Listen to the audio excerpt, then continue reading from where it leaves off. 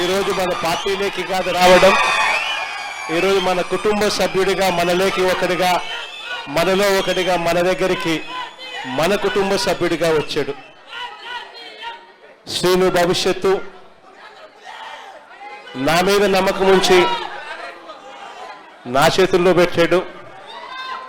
శ్రీనుకు అన్ని రకాలుగా న్యాయమే చేస్తాను, మంచే చేస్తాను అని ఈ సందర్భంగా అందరి సమక్షంలో కూడా చెప్తా ఉన్నాను. రేపల్ల నియోజకవర్గంలో మోహన్ యువకుడు, ఉత్సాహవంతుడు, బాగా గట్టిగా కష్టపడడానికి ముందుకొచ్చాడు. మోహన్కు మీ అందరి మద్దతు ఉండాలి. శ్రీను తన సొంత తమ్ముడిగా మోహన్ను భుజాన వేసుకుని మోహన్ను గెలుపు బాధ్యతలు కూడా శ్రీనునే తన భుజస్కంధాల మీద వేసుకుని తను గెలిపించే బాధ్యతలు కూడా తీసుకుంటా ఉన్నాడు. శ్రీను చేసే ఈ మంచిని జగన్ ఎన్నటికీ మనవడు. మనం అధికారంలోకి వచ్చిన తర్వాత శ్రీనును సంతోషపడే విధంగా అదే చట్టసభలో పక్కనే కుర్చీ వేసుకొని మళ్ళీ కూర్చోబెట్టే కార్యక్రమం జగన్ చేస్తాడు అని కూడా ఈ సందర్భంగా చెప్తా ఉన్నాడు.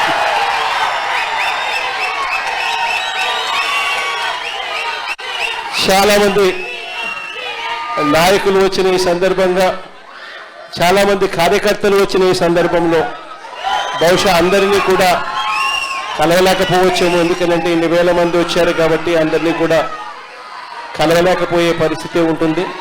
కానీ తర్వాత నేను శ్రీనుకు చెప్తా ఉన్నాను, మోహన్కు చెప్తా ఉన్నాను, ఎప్పుడు అవకాశం ఉంటే అప్పుడు వీలైనంత ఎక్కువ మందిని నా దగ్గరికి తీసుకొని వచ్చి నాకు పరిచయం చేసే కార్యక్రమాలు ఖచ్చితంగా చేయండి అని కూడా చెప్తా ఉన్నాను.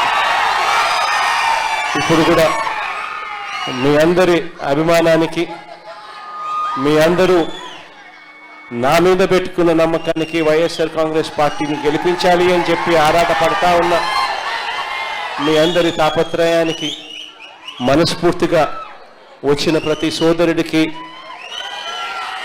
ప్రతి అక్కకు, ప్రతి చెల్లెమ్మకు, ప్రతి పెద్ద ఆయనకు కూడా మనస్ఫూర్తిగా రెండు చేతులు జోడించి పేరు పేరున హృదయపూర్వకంగా నా కృతజ్ఞతలు కూడా తెలుపుకుంటా ఉన్నాను.